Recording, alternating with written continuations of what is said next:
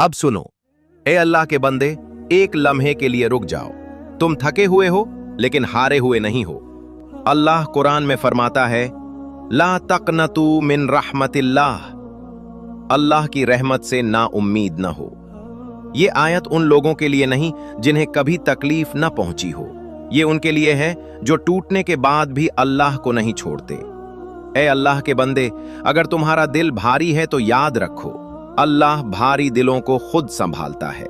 जरा अंबिया को याद करो।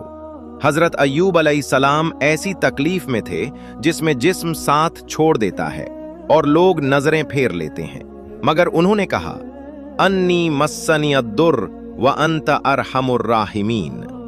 अल्लाह ने उनकी आवाज कमजोरी नहीं समझी बल्कि यकीन माना। हजरत यूनुस अलैहिस्सलाम अंधेरों में थे जहां कोई रास्ता नहीं था, मगर कुरान कहता है, फनादा फिज़्ज़ुलुमात, उन्होंने अंधेरों में पुकारा, और अल्लाह फरमाता है, फस्तजबना लहू, तो हमने कबूल कर लिया।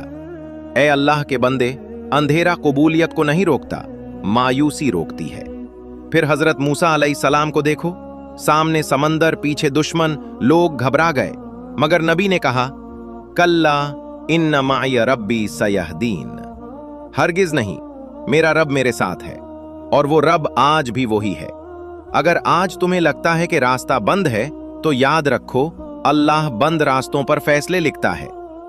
ए अल्लाह के बंदे, तुम्हारी खामोशी कमजोरी नहीं है, ये इस बात की अलामत है कि अल्लाह अब खुद बोलने वाला है।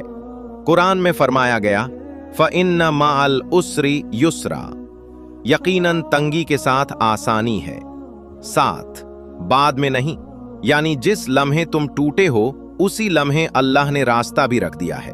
और यही वो मकाम है जहां अक्सर लोग पीछे हट जाते हैं।